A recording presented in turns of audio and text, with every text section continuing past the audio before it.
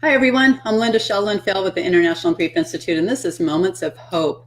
And we are running a little bit late tonight. We had a little bit of technical problems, and we finally got our guest, Chuck Andreas, tied in here. And I apologize. My cat is now wanting to join us and say hello. So thank you for hanging in there with us. We're finally live tonight. Before we get going with Chuck, I just want to say that our first Managing Grief in the Workplace class is tomorrow night. And this is a brand new class designed to help employers create a culture of support for employees. And it's super, super cool. You can learn more at university.internationalgriefinstitute.com. And if you want to join the movement, sign up, be part of the solution.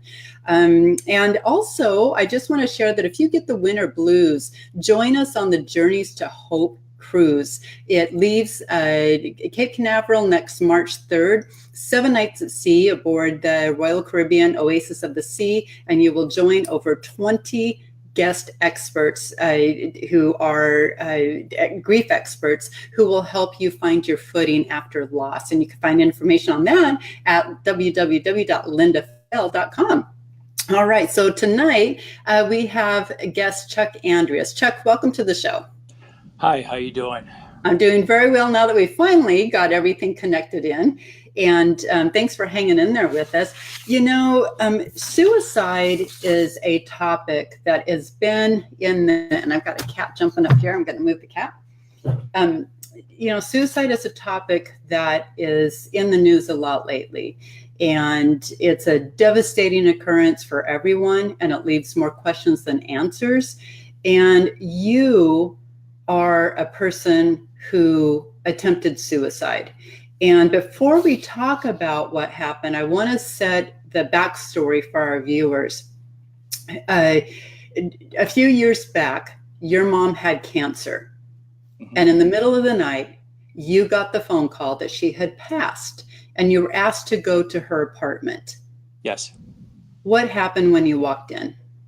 It was something I wish I hadn't. I wish I actually had thought about knowing that I was going to see, because the last thing you want to do is see your mom passed away as she passed away. And I could never get rid of that thought out of my head, the view. And I had a tough time for a while because the last thing a person wants to see is their mom passed away. So you walked into her apartment, yes, and there she was dead on the bed. Yes. And you turned to your wife, Gloria, and you said, I never want to see that again. Never again. And in 2014, Gloria went to bed. Yes. And she never woke up. The next morning, something was wrong. Yes. I woke up my normal time, and usually Gloria was sitting up in a chair next to me watching TV, having a cup of coffee. And she usually got up around 9:30. And I woke up at 20 after 11, and it was like I didn't hear any sounds. The TV wasn't on. And so I called her name. I didn't hear anything. Called her name again. And I looked, and the bedroom door was open. And I used to sleep on the couch because working second shift. I would come home, and that way, I wouldn't get the elbow in the middle of the night to quit snoring or have the TV on. It was easier to sleep on the couch. And so that way I went into the bedroom, and when I saw the bedroom door open, I knew something was wrong. And I walked through the door, and she had passed away. So it didn't happen once. It happened twice. No, it happened twice. And so what went through your mind in that moment? That moment was, I can't believe that it's happening, because Gloria had really gotten excited about going back to work. And it was about 2 weeks before that, she was dancing in the living room and just felt good. And things were going to get back to normal for us, because it had been tough since the flood of 2011. And she took some time off from work because her shop got destroyed. Okay. And she had never had time off. She had to work her whole life. So it was like, all right, you take some time off, Gloria. And then it was like, okay, now it's, you can get back to work. And she was ready to get back to work. And so, I mean, things were just going to be back to normal and things were going to be good again. And to walk in and find your soulmate passed away without even, I mean, there was no thought of her passing away at all. I mean, it was such a sudden thing that it was like getting hit over the head with a 2x4. Yeah. So it was sudden, unexpected, Yes. and traumatic. Traumatic is the exact word. And so, how long after you lost Gloria did you start to contemplate suicide? There was no contemplating suicide. There was no thought of suicide until one night, and I hadn't been drinking because I know obviously alcohol is a depressant. Yeah. But I said, you know what? I feel like drinking. And I was sitting there one night, and one of the problems that I had was going into the bedroom. Going into the bedroom just really bothered me. I couldn't sleep in the bed. I've attempted to sleep in the bed. It's almost 4 years now. I've slept in the bed once. Mm. The clothes, I have my clothes still in the bedroom. I still put them in the dresser, but I just can't go in there at nighttime and sleep. And so I went in. Well, one night I sat there and said, I feel like drinking. So I got a bottle out, and I enjoyed Wild Turkey American honey is what they called it. And I used to enjoy having a beer with it. Well, I started with a shot glass, and then the shot glass went to a glass with it on ice. And then I don't want ice, it'll water it down. So then it went from putting it in the glass to, why am I wasting my time putting it in the glass? And I just drank straight out of the bottle. I got trashed. I went in, sat on the bed because I was drunk. The animals came in, we're sitting there. And I said, you know what? There's a way to get rid of this pain. And I went over, grabbed the gun, and I was always brought up, you don't leave a gun and the bullets in the same spot in case somebody breaks in the house. So I went over, grabbed the bullets, put a bullet in the gun, and sat there and said, you know what? This'll ease the pain. I won't have to leave a note for my kids because the kids will find me dead on the bed. And so there won't have to be an explanation. I wasn't concerned about my kids because I figured they all have kids. They have their lives now, so they don't have to worry about me. And I started to put the gun up, and I thought, and this is one thing I tell everybody, for being drunk that one time, it was probably the smartest thing that ever happened to a drunk person was I thought one more second. And I said, but I'm going to kill myself on the bed. Who's going to find me? And the one person who had a key for the house was my stepdaughter, Alicia. And it's like, at that time, we were checking in on, she was actually checking on me all the time. And it was like, I'm not going to answer my phone. She'll come to the house, she'll come in, and she'll bring her girlfriend with her, which is Heather, who is a nurse. And I know that Alicia wouldn't come in the room. She'd make Heather come in the room, and they would find me. And I thought, you know what? I wouldn't be curing the situation. I would just be passing pain on. So I thought, you know what? It's not good to pass it on. I'm just going to have to deal with it. And actually, I was so drunk that the next morning I woke up on the couch, and it was one of those, did I actually do that? And I went in to the bedroom, and the gun was on the bed loaded. So it was like, that was stupid.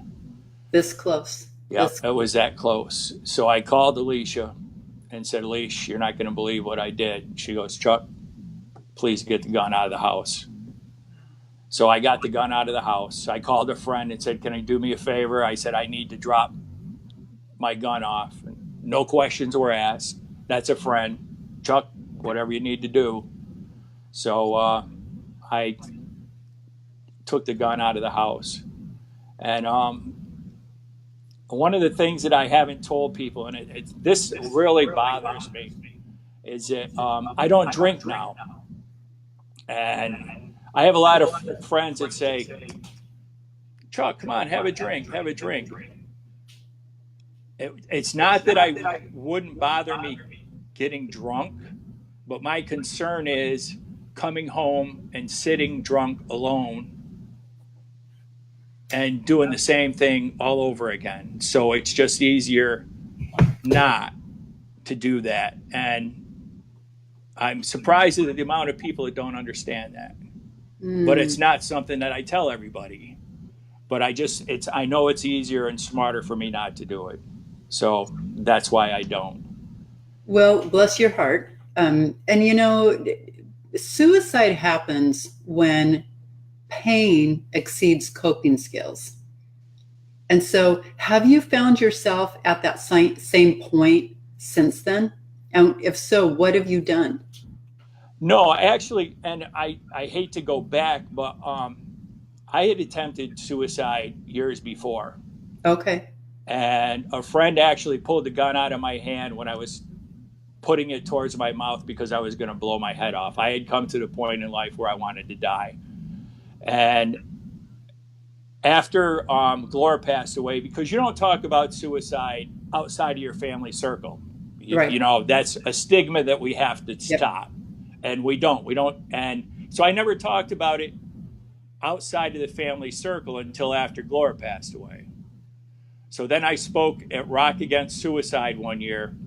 And after I spoke, Alicia came up and said, Chuck, I'm going to have to worry about you now. And I said, no, you don't have to worry about me because people only attempt suicide once.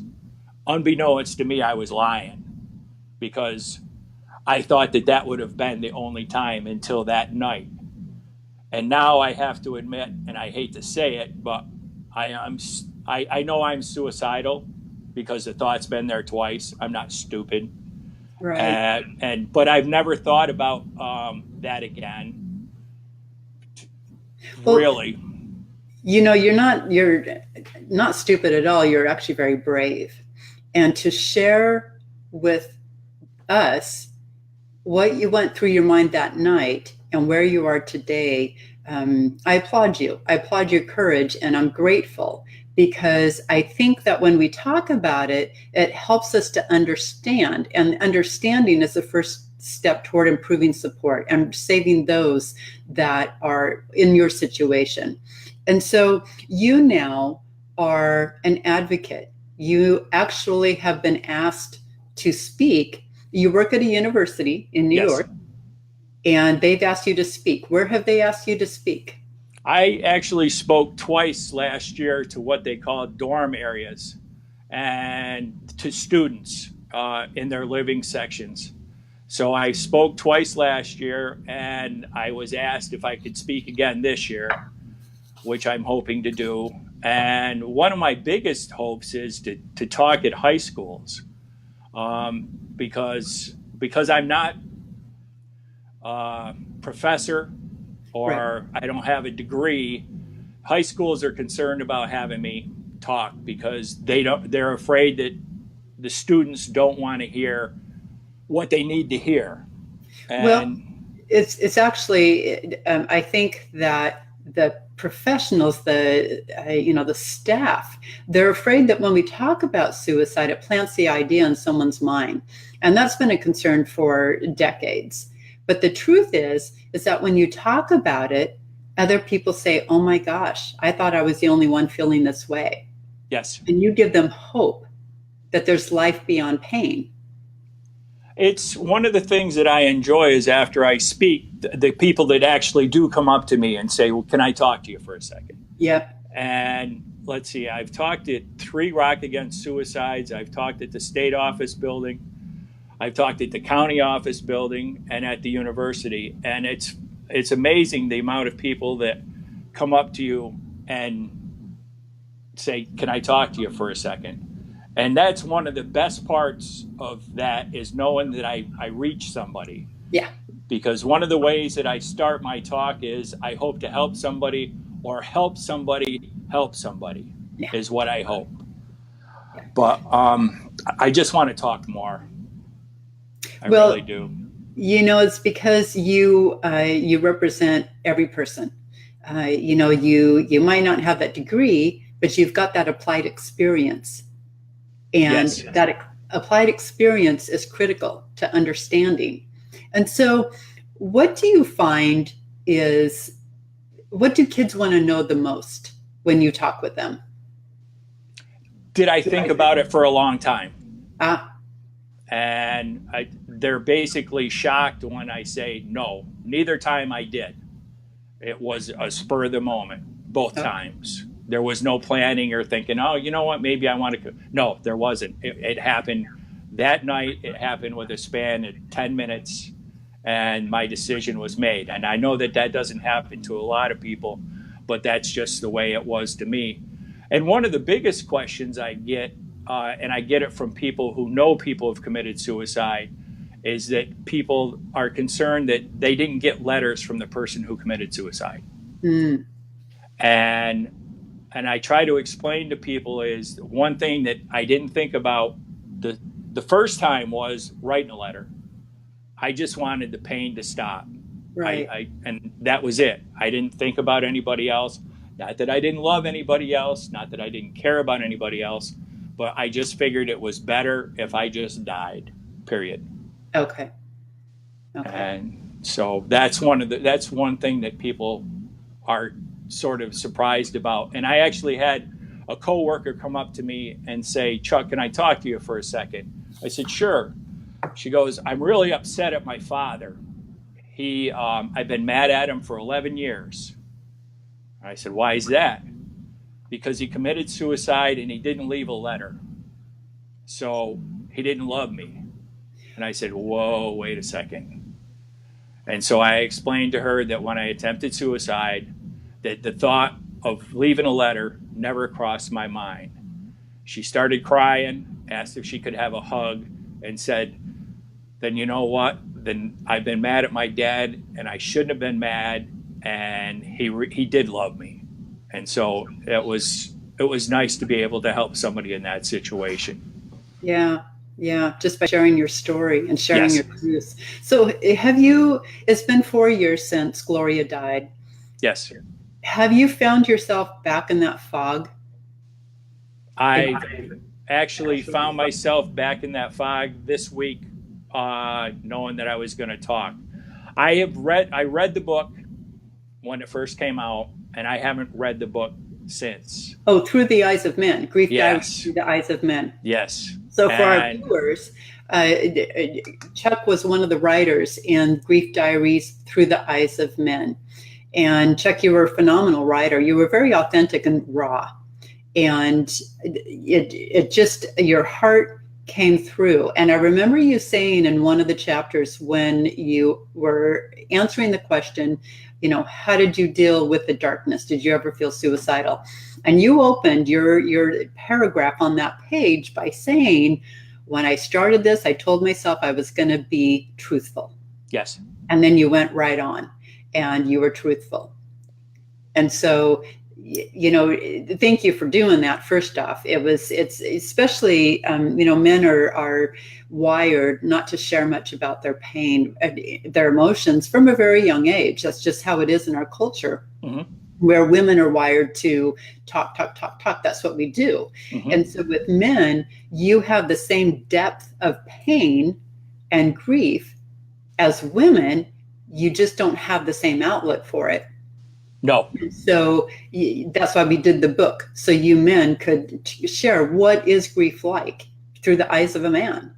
And so you said in the book that, first off, you were going to be truthful, and you did talk about attempting suicide, and then you also said that where you cry are places where people can't see you, like your truck. yes, And you also said that your home had become like a prison. What do yes. you mean by that? It was a safe place. It was a place where I didn't have to worry about people coming up and talking to me, asking me questions. One of the things that happens after somebody close to you passes away is the looks you get, and you can tell when somebody wants to say something and they don't say something. Yeah. Or they come up, and one of the things that got me the most was, she's in a better place. Please do me a favor. If somebody passes away, don't walk up to them and say they're in a better place. They'd be in a better place if they were next to me, not passed away. And so it was just easier to be home, lock myself in when I had the moments of, as we'll go into it and talk about the tidal wave effect, where the emotions hit you all at once, and you get these. It's unbelievable when it first happens, because you get hit with the tidal wave of Yeah. emotion immediately. There's no ifs, ands, or buts. There's no warning. It just hits you, and then it hits you again and hits you again, and eventually they don't hit you as much, and they get not as big, but they still hit you. And it's easier being a guy to cry alone. And when I returned to work, one of the best things that happened was, because I work at the university, I had keys. If I felt the tidal wave coming, I could unlock a door and go into a room. And I explained that to people at the university, and actually what they're thinking of doing now is setting up what I call a safe room. So when they go back to work, they have a room where if the door is closed, nobody's to enter. You just close the door. You can be in there by yourself, contain your emotions again, and then go back out and go to work. Because one of the things going back to work, the problem is that everybody wants to come up and say you're sorry. Well, I went back to work to be able to do something, to try to be able to think of not Gloria passing away, but everybody. And I respect them and appreciate it and understand, but it just keeps coming and coming and coming with people coming up to you, and it just builds. I think I went back to work too soon.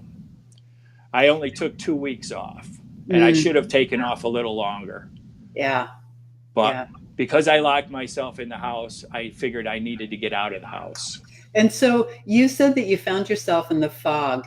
And I'm going to ask this question, and then I'm going to see what questions we might have from viewers. And so, viewer, if you have a question for Chuck, now's the time to ask it. You can type it right into the comment thread there, and I'll read it to Chuck, and he can answer it. But Chuck, you said that you found yourself in the fog this week as you were thinking about coming on, sharing your story. How did you work through it? You get used to it. You don't get over it. It just becomes part of your life. Yeah. And when you're in it now, because after you've been in it for so long, that you sort of block it out. You're there, and it's just and it's a fog. It just you're not thinking of anything specific. You walk into it's like, and I'm not trying to be funny. It's when you walk into a room when you wonder, wow, why did I walk in here? Yeah. Because, and you go to the store and you're walking around and you went, oh, wait a second. And you find yourself going back, retracing your steps because you forgot something. Yeah. Because I'm a guy, I don't write a note, a list. So I make a lot of trips around. But the fog it's a rough thing when it is. You're in grief. It really is. It really, and on some level, it kind of insulates you. And on the other level, it robs your world of technicolor. And, you wander, and then you think, what was I doing in here? I mean, it's a fog. So let me see if we've got questions from viewers here. We've got different people saying hello. Bill Downs, hello. Mary Lee, Linda May. And so if anyone has any questions, I don't see any questions just yet, but if anyone has any questions, please put it in there, and Chuck will answer for you. So, how have you changed? I know it's been only 4 years, but how have you changed since you started opening up about your suicide attempt? You came this close to ending it all. You become part of a group when your partner passes away, because you become closer to other people who have lost their partners, because you have the same feeling for them. And Hmm. there's a different hug that you give people that you know has lost somebody. Um, it's that That is little truth. extra That tug, is truth. and you feel more compassion for somebody who's lost somebody. Not that you didn't before, but because you've been through it, and you try to help people that have been through it. Because when it first happened, and I know it's happened for hundreds of years, that people have lost their partners, but you think you're alone. And Yeah. that was one of the hardest things for me to deal with, was realizing that I wasn't alone, but everything that I was going through had never happened to me before. And right after Gloria passed away, I actually saw a grief counselor because I thought I was losing my mind. And I went and talked to the grief counselor, and the grief counselor said, Chuck, you don't have to come back to me. Everything that you're experiencing is what you're supposed to experience, because I didn't know what was going on, which made me feel better. It did. Yeah. But one of the things that I try to do now is, because I've talked about grief on campus, I find myself trying to help people because of, so they wouldn't get that feeling alone feeling, because Right. that feeling is terrible. It So, really is. what do you want people to know about suicide? That there's always another day.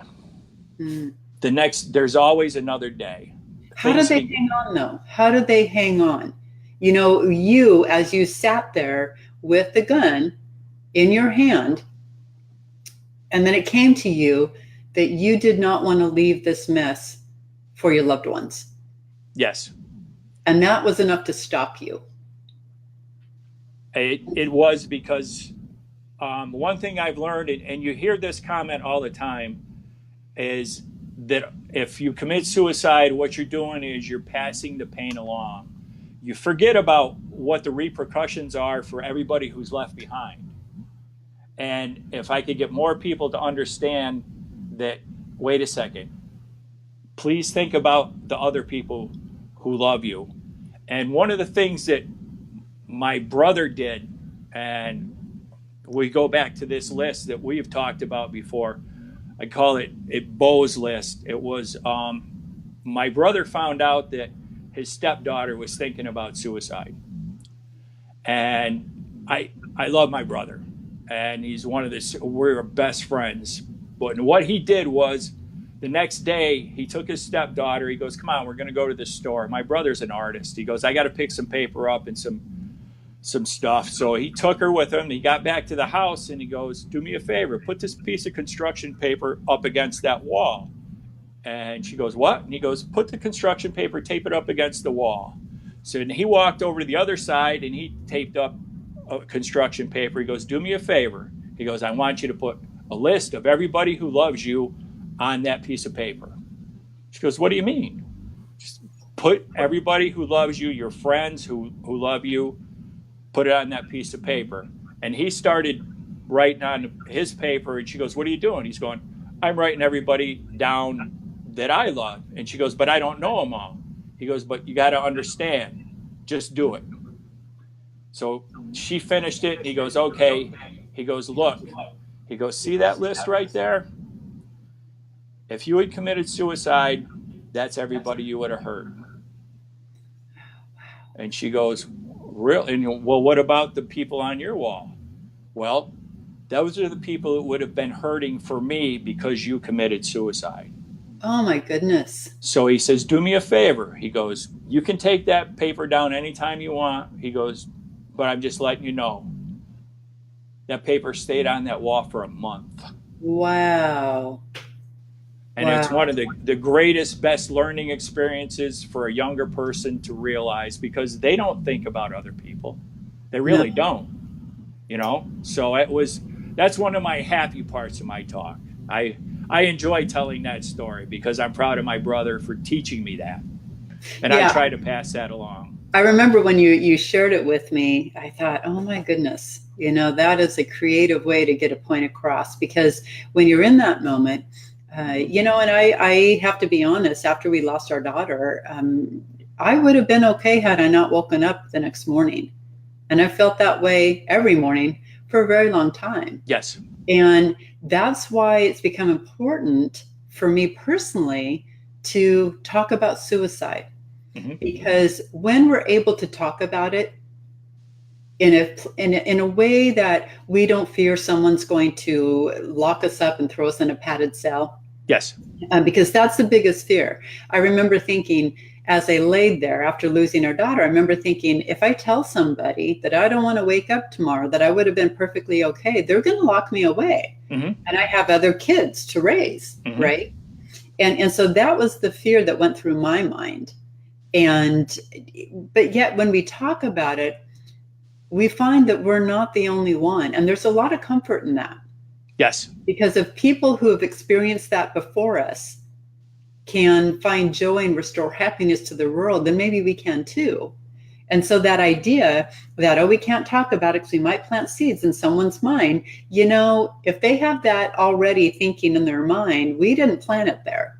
Mm-hmm. We just gave them permission to say, I'm not the only one. So maybe there's hope. And that's important. So let me see. We've got a question here from Mary Lee Claflin. Hi, Mary Lee. Okay, so Mary Lee says, I have a friend who's going through anticipatory grief. And what that means is her husband is dying of pancreatic cancer. And she says she thinks of ways that she can do to be with him when he dies. She's on medication and think of getting counseling. She's been married and has never lived alone. And she doesn't think she can make it on her own without her husband. And so she's offered her friend the idea of calling hospice, because hospice can help both the patient and the patient's family. Mm-hmm. And so Mary Lee wonders if you have any thoughts on that. So we've got a wife whose husband is dying of cancer. I know that your wife, Gloria, didn't die of cancer, but we've got this patient here, or this spouse here, who's never lived without her husband. What can you offer her? Hope. There really is hope. I mean, it's been a tough time since I lost Gloria. It really has. I don't have a problem admitting that. And I still, feel bad, and I have my moments. Yep. But it's not something that I know Gloria would want me to do. And it's one of the things that keeps me going, because I know Gloria would want me to be happy. And she wouldn't want me to act the way I acted the first year after she passed away. But I have to keep telling myself that. And I talk to her every day. Yeah. I do.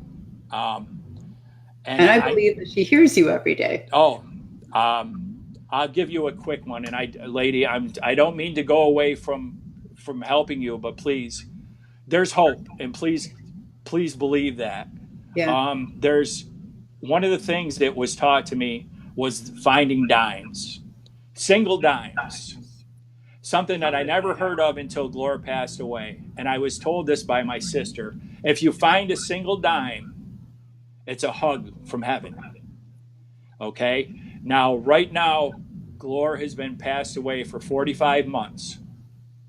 In those 45 months, I have found 51 single dimes. Really? Yes. And I put them in her coffee cup. And you have to understand, in my lifetime, I don't think I've ever found 20 single dimes. But since she's passed away, I found 51 dimes, single dimes in that time span. And I explained that to my boss. And my boss goes, huh, all right, I never heard that. A couple days later, I'm at work and I hear, Chuck. I said, what? She goes, Chuck. And I said, what? She goes, please come here. And I walk over, and she had found a single dime. And she held it up, and she goes, it's a hug from somebody. Thank you very much. Oh, my goodness. I love that. I'm going to add to that in terms of hope, is that, when we are grieving the loss of someone we love, it feels like in the beginning that we will never feel anything besides pain.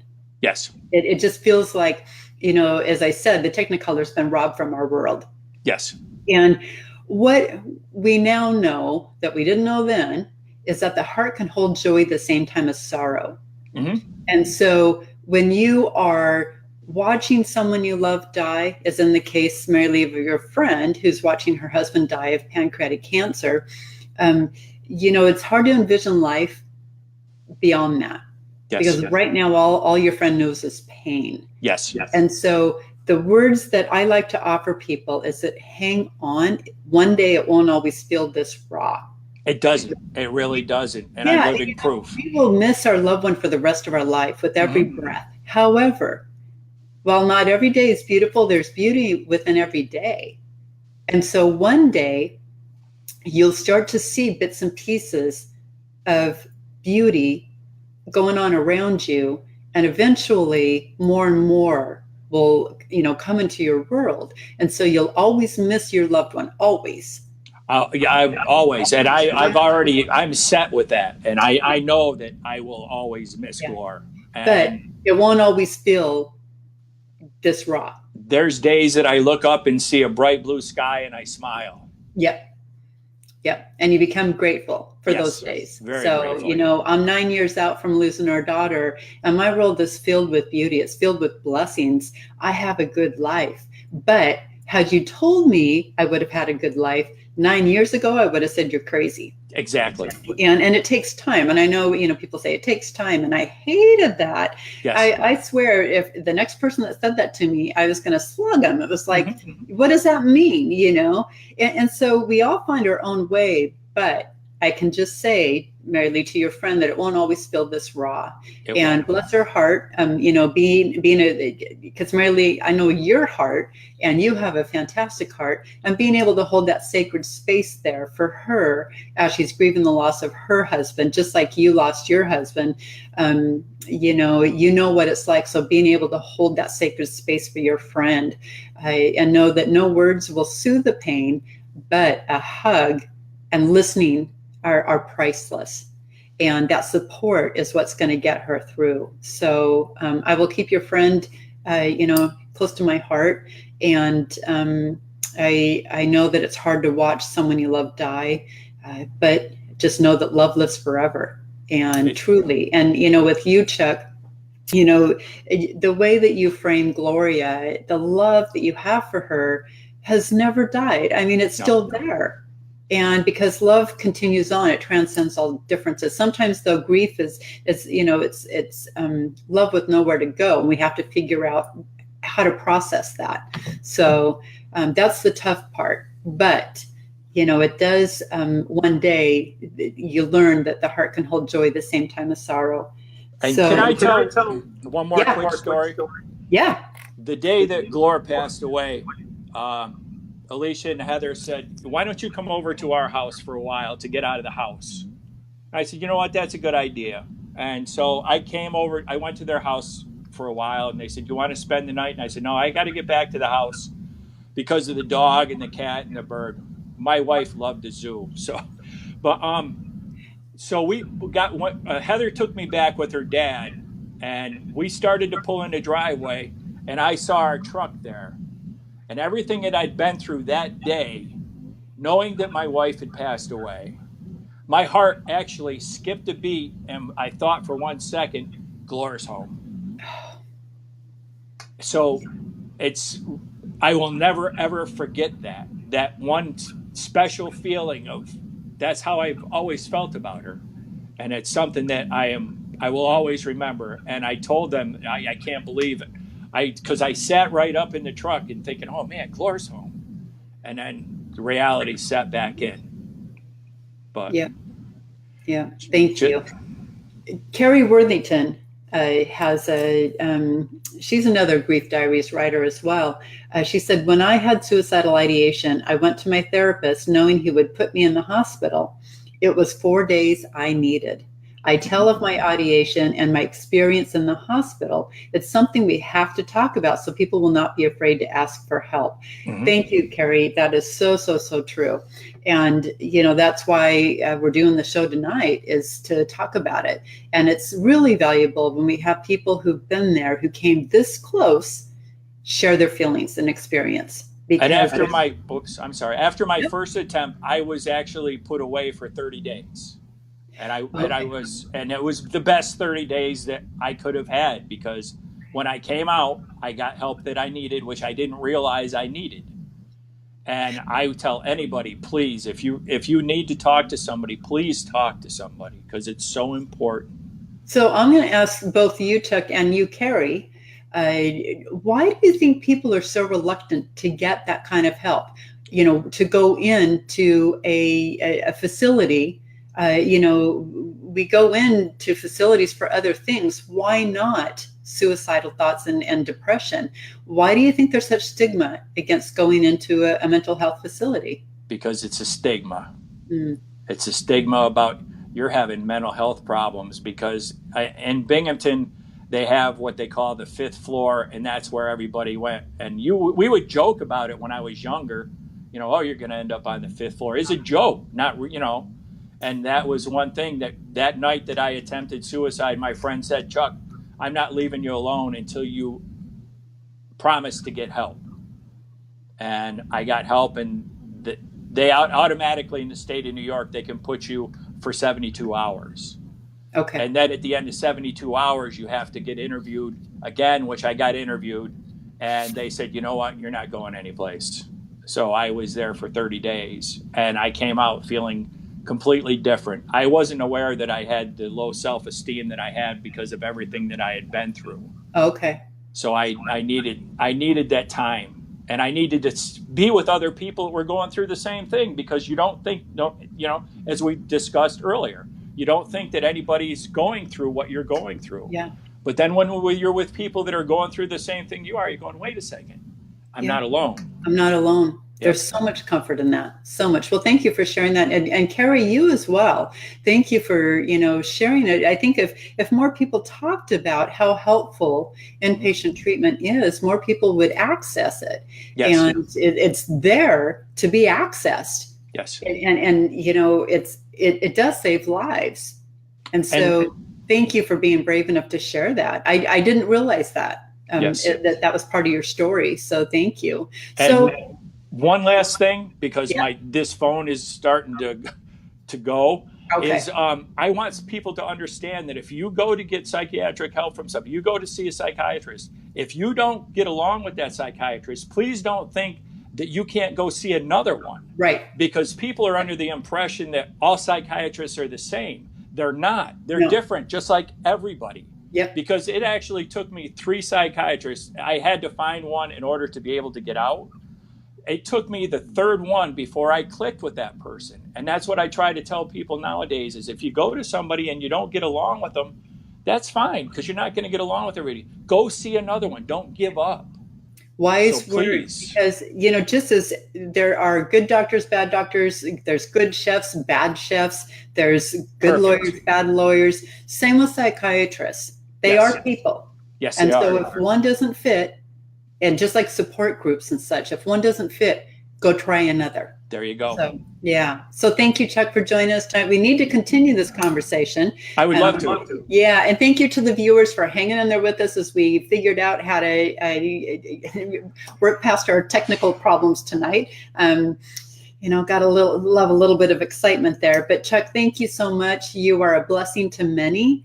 And I look forward to having you on again and talking more about this. Lady, I will talk about it anytime, and thanks for having me, because I appreciate it. And every time I talk to you, you're one of the few people that always uplift me. When I finish talking to you, I always walk away feeling better, and I appreciate that. That's how I feel about you. You're so authentic, and I love that. You are a gem, and I really mean that. So right back at you. All right. Love you tons. And thanks everyone for watching. And we'll see you next week. Take care. Bye-bye. Bye-bye.